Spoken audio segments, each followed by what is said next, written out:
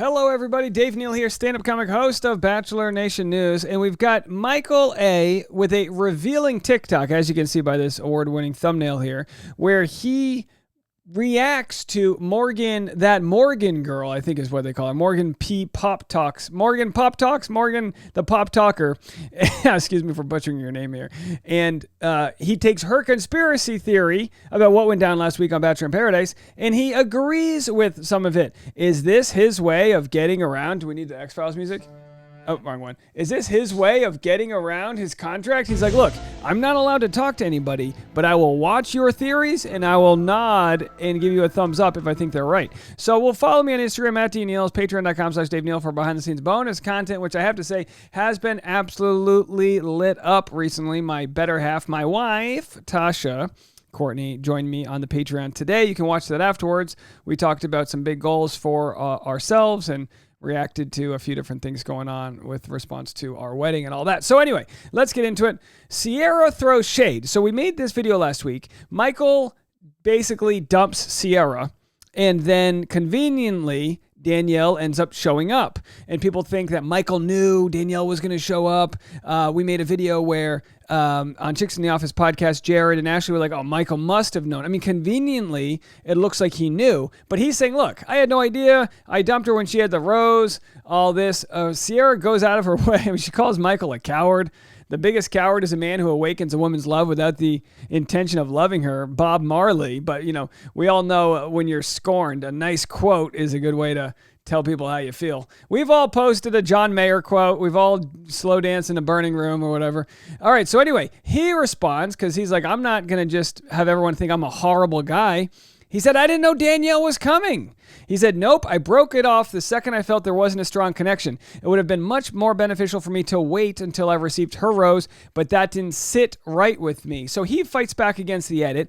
I'm going to share right here Michael's reaction to Morgan Pop Talks, Morgan Pop Talks, to Morgan's conspiracy, and we'll see where Michael agrees.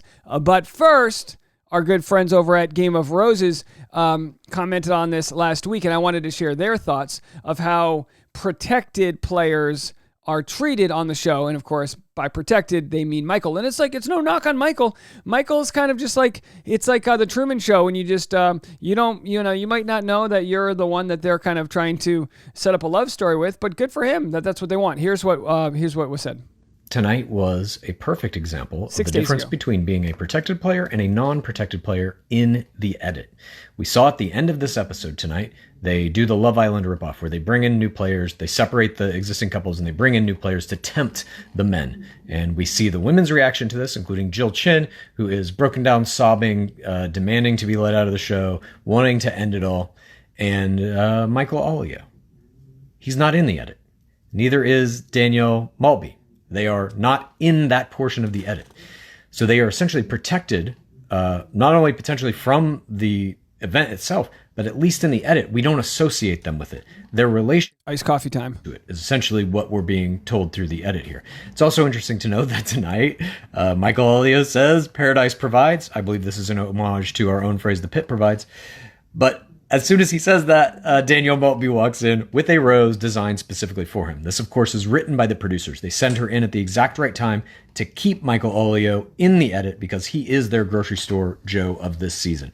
Fantastic episode tonight. We're going to have a full recap of... All right, so they're fantastic. Game of Roses. Nobody does it better than Game of Roses, although we have to say Morgan hits it out of the park. Rather than play her TikTok and then Michael reacting to her TikTok, let's just play Michael A reacting to her TikTok and watch closely where he agrees with her. Conspiracy theory on why Michael and Danielle were not split up in this Casa Amor twist.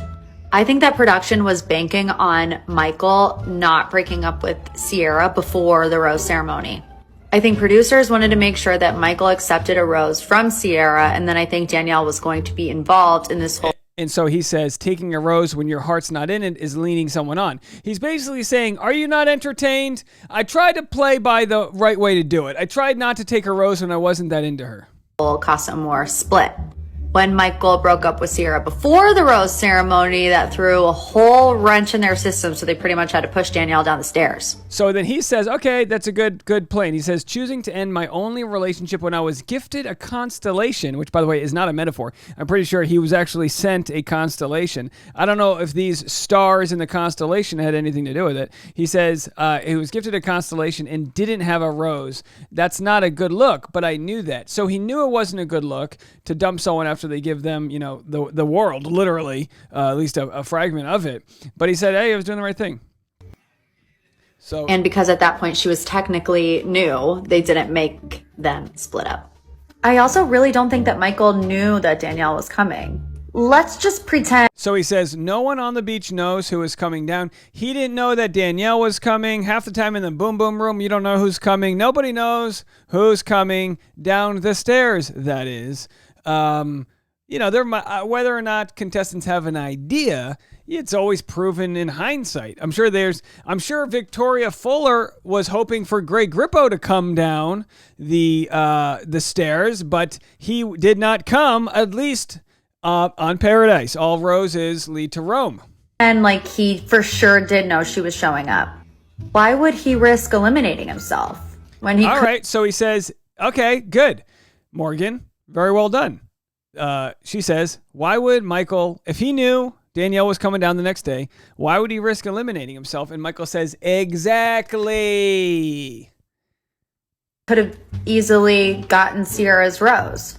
And he said right here, let's rewind. I know I'm chopping this up. Now, Dave, you interrupt too much. Go watch the original source content, okay? I'm doing me. Michael says, I still should have handled the breakup better. I know he wants to be humble here. And let me know. Didn't Michael handle the breakup really well? Wasn't he like, look, it's not you, it's me, I'm not right, The only thing that seems to be pissing people off is that he handled the breakup well, and then afterwards started falling for Danielle, and people go, well, he told Sierra he wasn't ready for relationships, and he wasn't this, and he wasn't that. Yeah. Most of the time, when you break up with someone, you fill in the gaps with some, gray area matter. You say, oh, well, no, it's not you, it's me. Well, maybe it is you. Maybe your breath smells. Not you, Sierra, but just in general. Maybe you don't like somebody because they lean the wrong way, both spiritually, physically, and mentally. Who knows? You know what I mean? Who knows? But in real life, you get to break up with someone, and then everyone's been in that relationship where you get dumped, and then the person's like, I'm just not ready to commit, and then all of a sudden they're like, Instagram official with someone else. You're like, I thought you weren't ready to commit. It's like, no, dummy. They weren't ready to commit to you. It's Rose. Doesn't add up. Here's my conspiracy theory. All right, there you go. Well, if I've had to say anybody, I'll put it this way.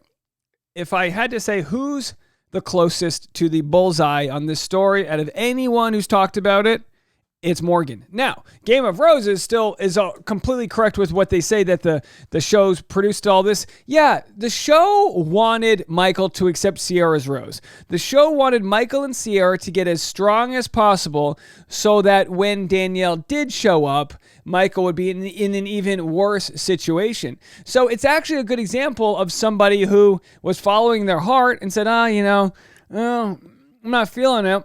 Didn't play by their rules, didn't have to go through that added heartbreak of having Michelle get in the middle, which would have been even worse of a, dumpster fire. And I think that gets us closer to, the truth here. And I think Morgan hit the nail on the head. Now, completely separate story I wanted to address quickly, but I've already got it featured on the Dave Neal Show. Katie Thurston posted on Instagram today, I support my Jewish friends and the Jewish people. And in her bio said, someone with a large platform has the power to see their words turned into consequences. Anti-Semitism is not a joke. The silence from Adidas is loud. Please visit my link in bio to learn more. Yeah.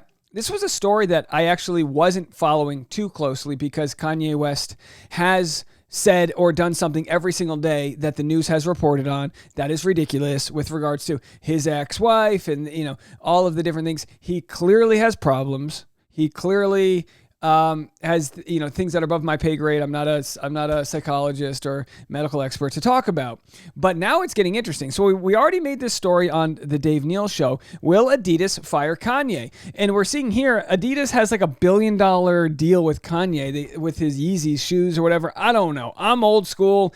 I don't follow this closely. Their stock's taking a dive, which, by the way, doesn't say much with this economy. But here we have Adidas stock plummets as the brand refuses to cut ties with Kanye West. They've also not only not cut ties, they have not really done anything. So it's a big story. So far, Katie is probably one of the only people within Bachelor Nation that's publicly commented on this. We see Jason Alabaster in the comments said, thank you for sharing. But to be quite honest, not getting too many comments of support from other people in Bachelor Nation. Normally when someone posts something, you see 15 or 20 comments in a row, and we don't see that here. I'm not saying Bachelor Nation's anti-Semitic whatsoever, but I just think it's convenient for people to support causes when it's something that's, and this should be the case where it's completely unanimously like, no, what he is saying and doing is just so dangerous. As I reported in my story, which again, I'm not going to play the whole thing right now, but there are people that are taking his words and, and what happened in Los Angeles today, this weekend was, as was reported, all this anti-Semitic propaganda was distributed to people's homes, and banners were flying, and people were doing the Hail Hitler sign on the overpass of the 405. This isn't this isn't 1945 or 1972. This is 2022, folks. This exists out there, and these people, even that are being radicalized, are because people like Kanye have this unfettered power with mental problems that are clearly not being addressed because of his influence in big companies, because of his purchasing power and his ability to sell products. Really, this is what capitalism can lead to. Yeah, not a real crowd pleaser with that statement. How wild.